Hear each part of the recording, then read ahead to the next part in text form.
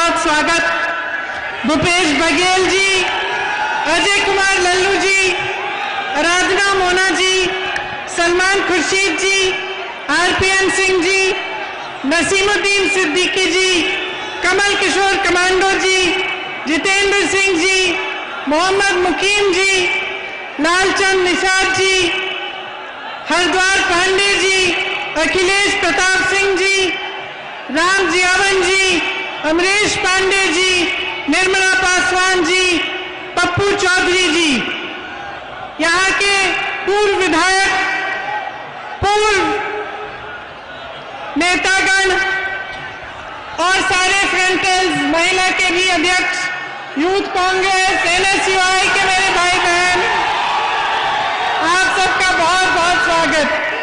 क्या हाल चाल बा? ठीक मानी जानो? आज यहाँ आने से पहले मैं सोच रही थी कि भाषण में मैं क्या क्या कहूँ।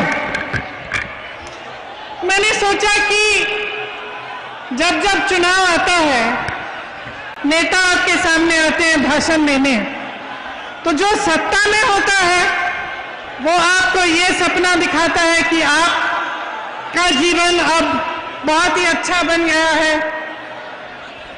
जो विपक्ष में होता है वो आपको ये गिनाना चाहता है कि सब खराब है, क्या गलत है, क्या हुआ क्या नहीं हुआ। तो सच्चाई क्या है? जो सत्ता में है जो आपको वो सुनाते हैं, जो विपक्ष में है वो सुनाते हैं। क्या सच्चाई है? देखिए, पिछले 2 सालों में उत्तर प्रदेश में मैं काफी घूमी हूं, भ्रमण किया है मैंने, और मैंने अपने देश के बारे में एक सच्चाई समझी। मैंने ये समझा कि ये आस्थाओं का देश है। हम अपने देश में आस्था रखते हैं, धरती पर आस्था रखते हैं, अपनी मेहनत में आस्था रखते हैं, अपने धर्म में आस्था रखते हैं और अपने नेताओं में भी आस्था रखते हैं। हम जब अपने नेताओं में आस्था रखते हैं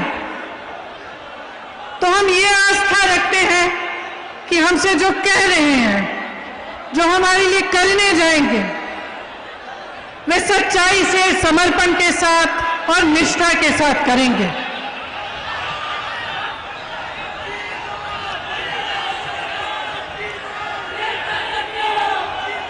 जब हम बड़े बड़े विज्ञापन देखते हैं और उन विज्ञापनों में हमें बताया जाता है कि विकास आ गया है, कि बहुत काम हो रहा है, तो आस्था की वजह से हम कभी कभी ये सोचते हैं कि अगर इतना बड़ा विज्ञापन है, इतनी बड़ी प्रोपेगेंडा है, तो हो सकता है कि कहीं पे विकास जरूर आया होगा।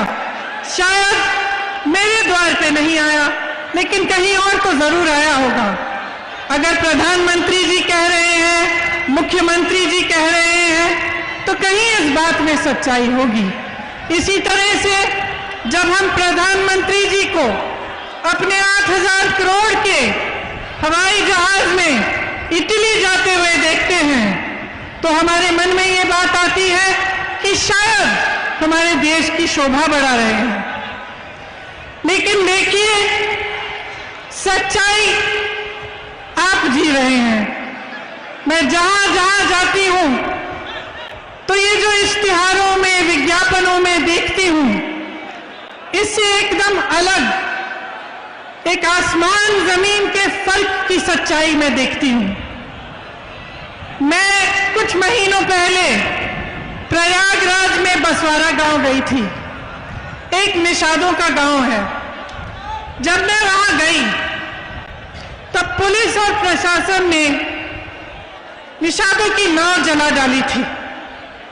बहुत ही संकट में थे गांव वाले।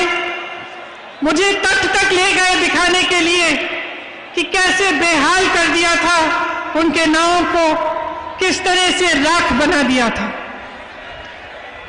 नाव निषादों की मां होती है, उनकी जीविका होती है। आप जानते हैं कि अगर किसी का अधिकार है नदी पे तो निषादों का अधिकार है। इस सरकार ने वो अधिकार छीना, इस सरकार ने उनको पीटा। जब उन्होंने आवाज उठाई कि हमारी नाव को ऐसे जलाया क्यों, तो उनको पीटा और उनको प्रताड़ित किया। इसी तरह से जहां जहां मैं जाती हूं, मैं लखीमपुर खेरी गई, आप सबने देखा होगा लखीमपुर खेरी में जिस तरह से किसानों की हत्या की गई और उनकी बिल्कुल सुनवाई नहीं हुई, उस तरह से सरकार ने दिखाया कि उसकी असलियत क्या है, कि जो बड़े बड़े विज्ञापन हैं, जो बड़ी बड़ी बातें होते हैं, उसकी असलियत, उसकी सच्चाई क्या है। उन्होंने दिखाया कि किस तरह से किसानों की इस देश में बिल्कुल सुनवाई नहीं रही। आज अगर किसान प्रताड़ित है, त्रस्त है, तमाम समस्याओं से जूझ रहा है, तो सरकार उसकी इतनी भी मदद करने के लिए तैयार नहीं है।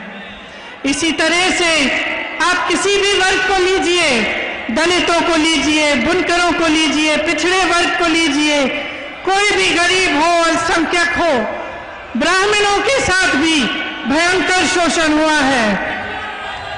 गुरु गोरखनाथ जी के विचारों से ठीक विपरीत योगी आदित्यनाथ जी का शासन चल रहा है। गुरु गोरखनाथ जी कहते थे, मन में रहीना, भेद न कहीना, बोलिवा अमृत वाणी, अगिला अग्नि होएवा हे अवधू, तो आपन होएवा पानी। लेकिन आज ये सरकार जनता के प्रति आग उगल रही है, हर रोज जनता पर आक्रमण कर रही है। आप लखीमपुर खेरी को देखिए तो आगरा को देखिए, जहां पे 30 दलितों को उठाकर 3 दिनों के लिए पुलिस के थाने में रखकर निर्ममता से मारा, पीटा। मैं उस परिवार से मिली, उस लड़की से मिली जिसके पति की हत्या उसके सामने पुलिस ने मार मार के की। जो उसने मुझे बताया, मैं यहाँ इस मंच पे दोहरा भी नहीं सकती कि क्या दृश्य उसको देखना पड़ा। और उसका 1 महीने का बच्चा, अभी भी दूध पीने वाला बच्चा है, उसके लिए कोई सहायता नहीं आई सरकार की तरफ से। उसी तरह से जहां जहां मैं जाती हूं, मैं सिर्फ यही दुख देखती हूं कि जहां संकट है, जहां मुश्किल है, जहां संघर्ष है, वहां सरकार अपना चेहरा दूसरी तरफ कर लेती है और मदद नहीं करती। आप किसान हैं, आपने अभी बताया बघेल जी से कि धान के लिए आपको कितना मिलता है। बघेल जी ने कहा कि कांग्रेस की जहां सरकार है छत्तीसगढ़ में, वहां 2500 का मिल रहा है। खाद, खेती, फसल सब बड़े बड़े उद्योगपति, खरबपतियों के हाथों में दे दी गई है। आज खाद के लिए लाइन में खड़े होकर लोग मर रहे हैं। कल मैं ललितपुर गई थी, परसों, वहां 4 लोगों के पास गई, 4 घरों के में गई मैं। 2 लोगों ने आत्महत्या की क्योंकि खाद की लाइन में खड़े थक गए, खाद नहीं मिली। 2 लोग ऐसे थे जो खाद की लाइन में खड़े हुए घर नहीं जा पा रहे थे, खाना खाने के लिए, पानी पीने के लिए, क्योंकि लाइन छूट जाती। वहीं पे दम तोड़ दिया उन्होंने। जब मैं उनके परिवारों से मिली, घर में मैंने देखा कुछ नहीं था, सिर्फ कर्ज में डूबे हुए थे। 3-4 लाख रुपयों के कर्ज में डूबे हुए थे। न कोई गैस का सिलेंडर था, न कोई सरकारी मदद थी, कुछ नहीं था। सिर्फ एक कमरा, और उसमें उन जो मर गए थे, जिनका देहांत हो गया था, उनके परिजन रो रहे थे। और ये दृश्य मैं जगह जगह देख रही हूं। यहाँ पे गन्ने की कीमत बढ़ाई जाएगी। मैं पूछना चाहती हूं, आज क्यों कह रहे हैं? 4.5 सालों से क्या किया? 4.5 सालों से क्या गन्ने की कीमत बढ़ाने का मौका नहीं मिला? यहां पे जो चीनी मिलें लगवाई थी कांग्रेस ने, उनको किसने बंद कराया? आपको याद होगा, समाजवादी की सरकारों ने, बसपा की सरकारों ने बंद कराया। और आज वो कहते हैं कि कांग्रेस भाजपा से मिली हुई है। मैं उनसे पूछना चाहती हूं, कहां है वो? कहां है? क्यों नहीं दिखते? जब संघर्ष होता है, जब संकट होता है, तो क्यों नहीं आते आपके पास? सिर्फ कांग्रेस आ रही है, सिर्फ कांग्रेस लड़ रही है। और मैं इस मंच पर खड़ा करके कह रही हूं, मैं मर जाऊंगी, जान दे दूंगी, लेकिन इस भाजपा के साथ कभी मैं कोई मिलावट नहीं करूंगी।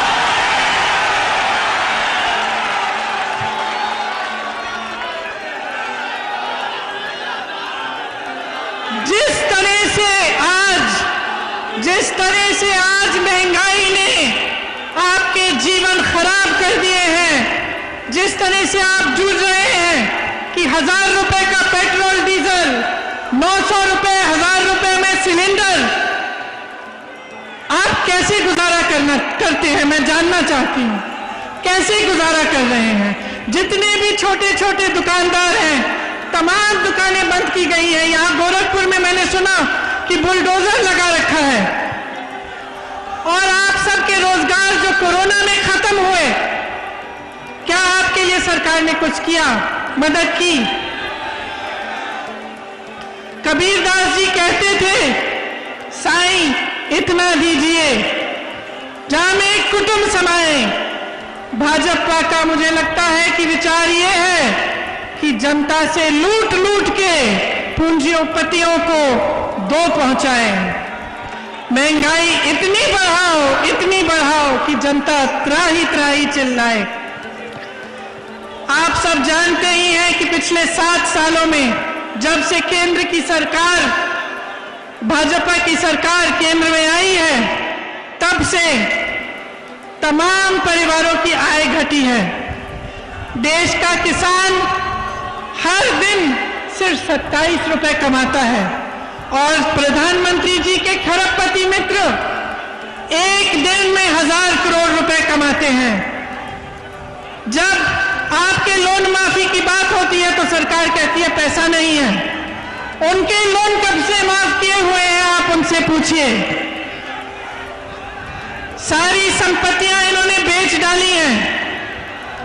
कांग्रेस ने रेलवे बनाए, हवाई अड्डा, सड़कें, सब कुछ आपको बना कर दिया।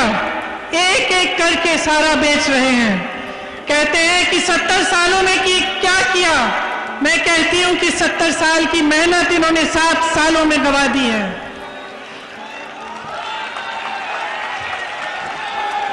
आज का युवा बेरोजगार है। उत्तर प्रदेश में ही 5 करोड़ बेरोजगार युवा हैं। आपको शायद मालूम नहीं होगा, लेकिन 3 युवा हर रोज आत्महत्या करते हैं बेरोजगारी की वजह से।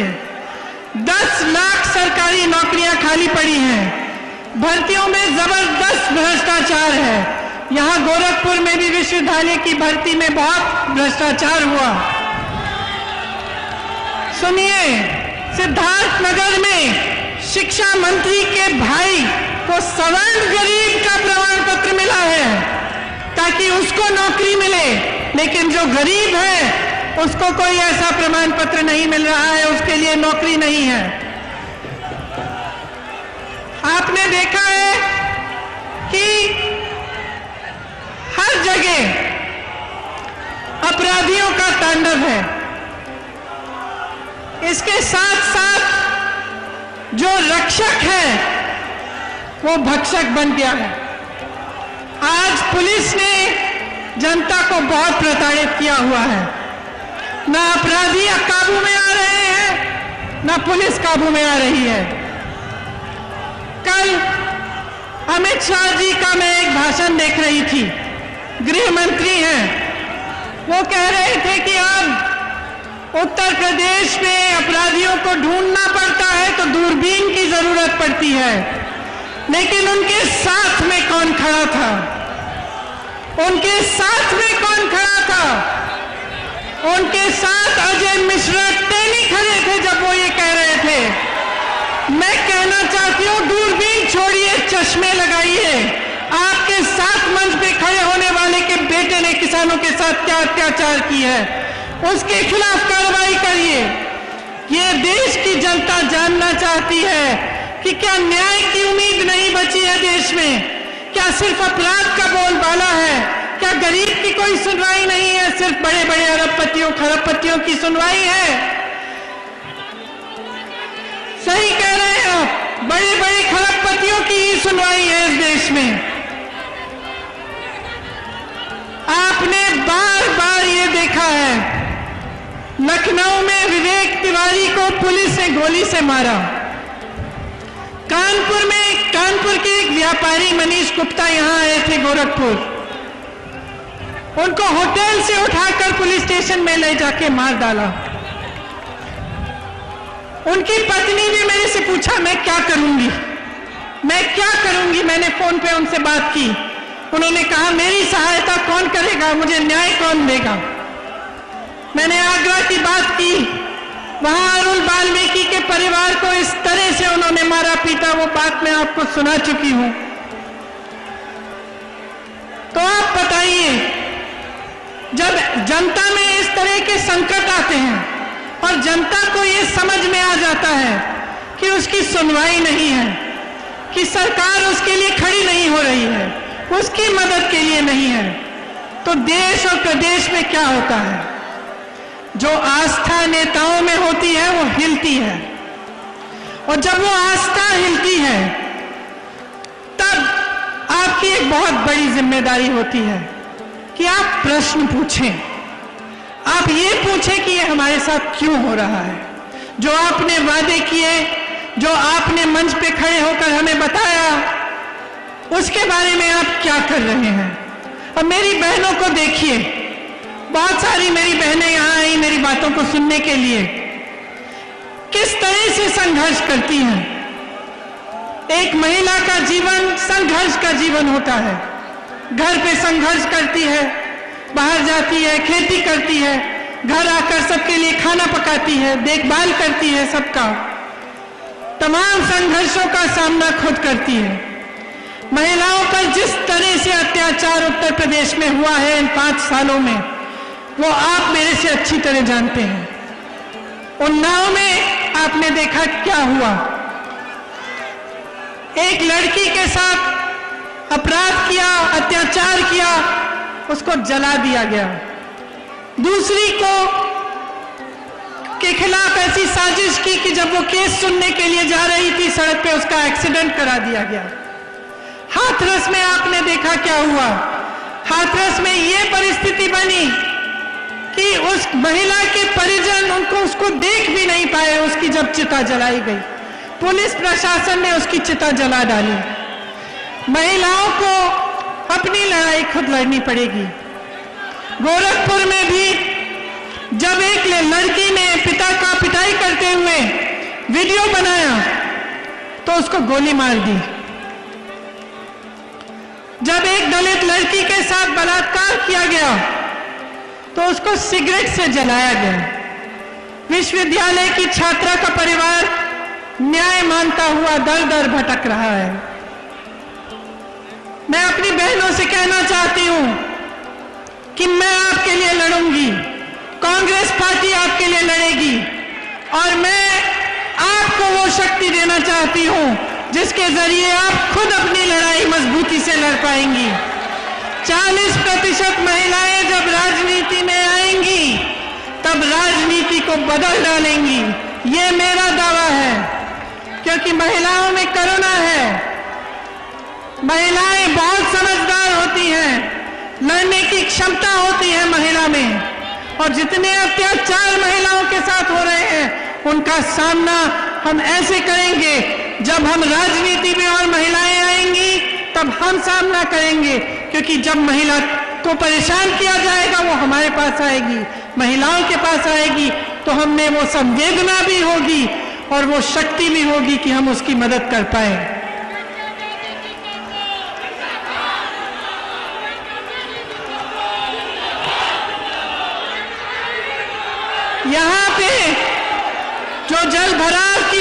समस्या है।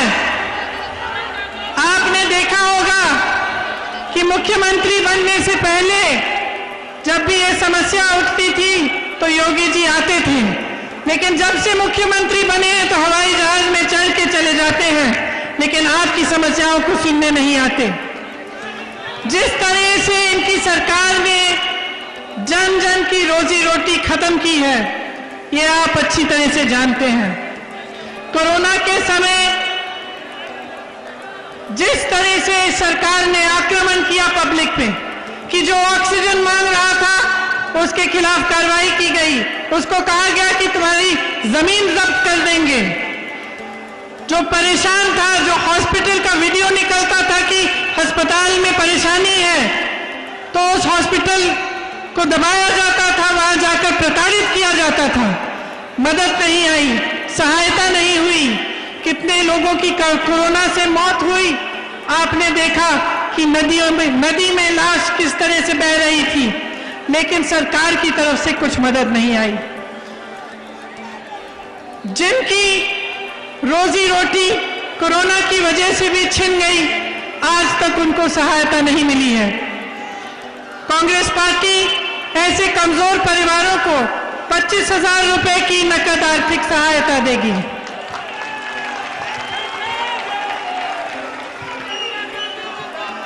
गोरखपुर में मैं जानती हूं कि स्वास्थ्य की जो सुविधाएं हैं वे बुरी स्थिति में हैं। अब चुनाव आ रहा है तो सुनने में आ रहा है कि एम्स खोला जा रहा है और तमाम ऐसी घोषणाएं हो रही हैं, लेकिन जब 5 सालों से ये सब काम नहीं किए गए तो आप क्या उम्मीद कर सकते हैं कि अब किए जाएंगे। यहाँ पे पूर्वोत्तर रेलवे का मुख्यालय है। आप जानते हैं कि अब रेलवे भी बेची जा रही है, उसका भी प्रयास है, और जो तमाम लोग रेलवे के जरिए रोजगार पा रहे हैं उनका क्या होगा, ये सवाल अब पूछने का वक्त आ गया है। आपके पास यहाँ आकर बहुत सारे खोखले वादे किए गए।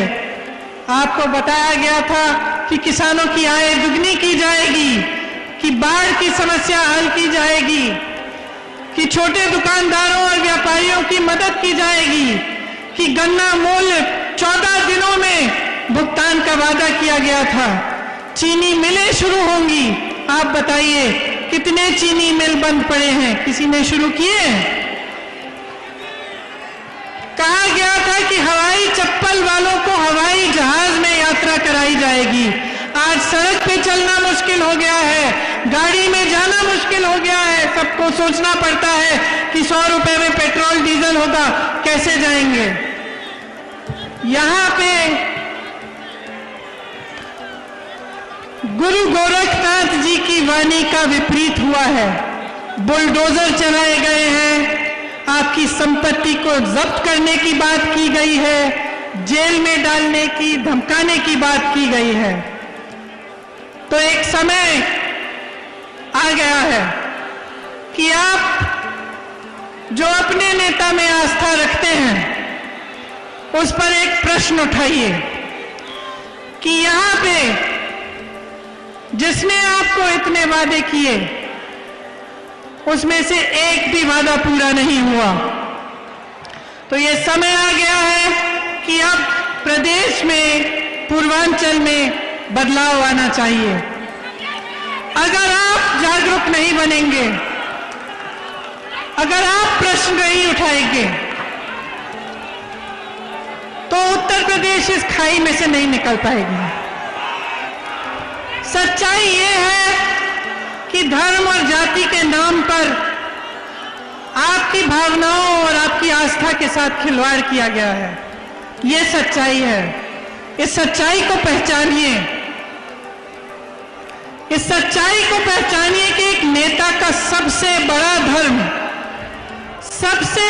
धर्म सेवा होता है। आज सरदार पटेल जैसे नेता जी का जन्म दिवस है और इंदिरा जी जैसी नेता की शहादत का दिवस है। इंदिरा जी ने आपको दिखाया, उनके लिए देश के ऊपर कुछ नहीं था, उन्होंने इस आस्था के लिए, जो आस्था आपने उनमें रखी थी, इस आस्था के लिए अपना जीवन दिया। वो कभी पीछे नहीं हटी। उनको मालूम था कि उनकी हत्या होने वाली थी। आज के दिन जब मेरे भाई और मैं स्कूल जा रहे थे, रोज जाने से पहले हम अपनी दादी जी से मिलने जाते थे। आज ही के दिन उन्होंने मेरे भाई से कहा कि बेटा, अगर मुझे कुछ हो जाएगा तो रोना मत। उनको मालूम था कि उनकी हत्या हो सकती थी, फिर भी वो कभी पीछे नहीं हटी। उनके लिए आपकी आस्था से बढ़कर इस देश, इस दुनिया में कुछ नहीं था। आपकी आस्था थी और उनके दिल में अपने देश के प्रति आस्था थी। और अगर आज मैं आपके सामने खड़ी हूं तो ये उन्हीं की सीख है। मैं भी आपकी आस्था कभी नहीं तोड़ सकती। इसीलिए जो बातें मैं अभी आपके सामने रखना चाह रही हूं, जो कांग्रेस पार्टी की प्रतिज्ञाएं हैं, मैं उसी आस्था से रखना चाहती हूं।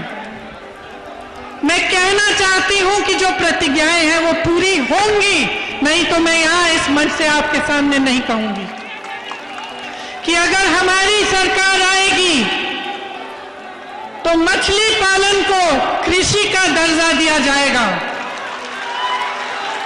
जो सुविधाएं और छूट कृषि के लिए हैं, मछली पालन में वो सब लागू होंगी।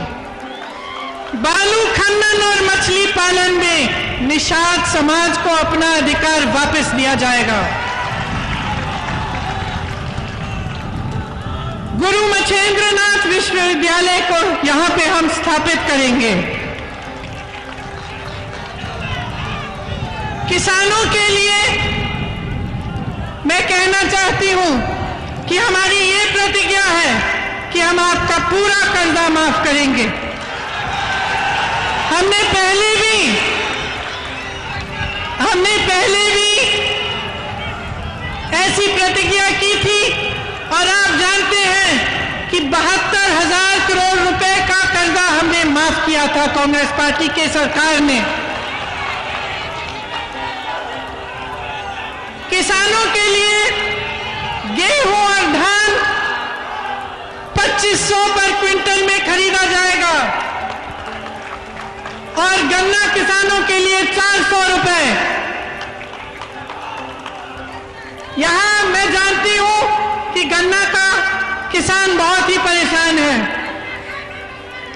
मैं ये भी जानती हूं कि अन्ना पशु की बहुत ही समस्या है और जिस तरह से हमारी सरकार ने छत्तीसगढ़ में इस समस्या को सुलझाने की पूरी कोशिश की है, उसी तरह से यहां पे अन्ना पशु की समस्या सुलझाने का हम काम करेंगे।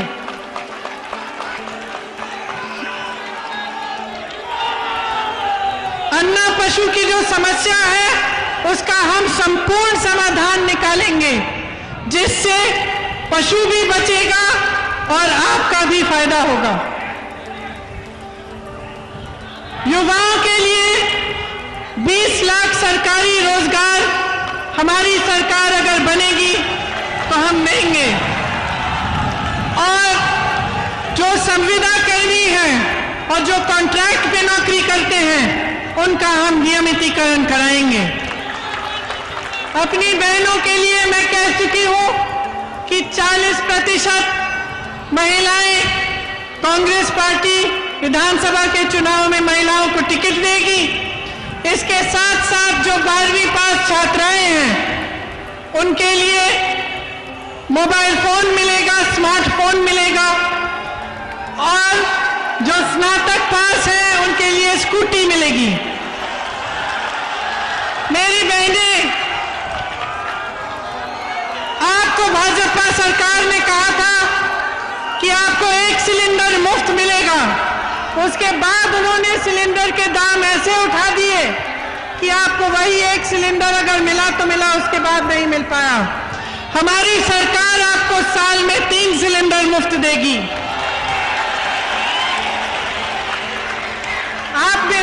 बहुत करीब हो, आपके लिए सब कुछ। आप जब सरकारी बस में यात्रा करेंगी तो आपकी यात्रा मुफ्त होगी।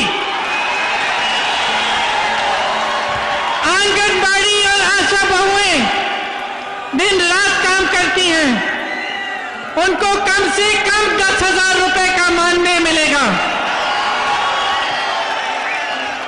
कोरोना में बहुत लोगों ने बहुत संकट का और संघर्ष किया, बहुत संकट का सामना किया। हमारा संकल्प है कि कोई भी बीमारी हो 10 लाख तक उसका मुफ्त इलाज सरकार कराएगी।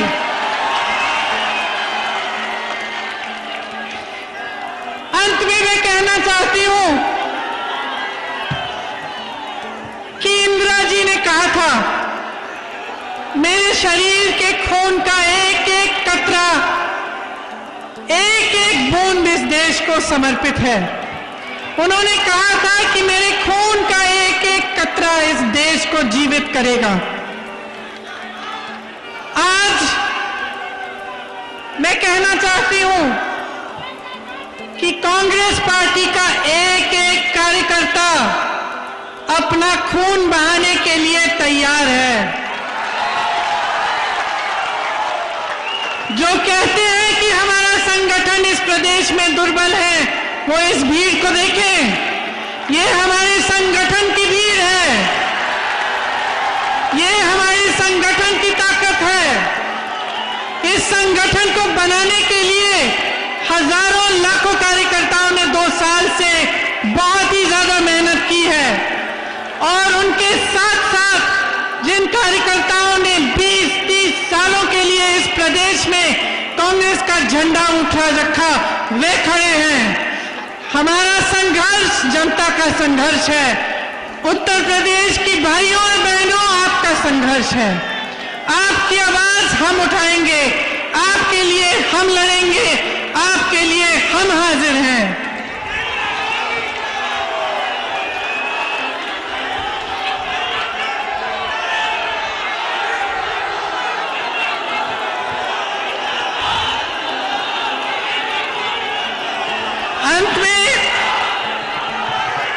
अंत में मैं आप सबको बहुत बहुत धन्यवाद देना चाहती हूं कि आप यहां आए। गुरु मच्छेंद्रनाथ जी की जय। बोलिए मेरे साथ, गुरु मच्छेंद्रनाथ जी की जय, गुरु गोरखनाथ जी की जय। जय हिंद, जय हिंद, जय हिंद। धन्यवाद।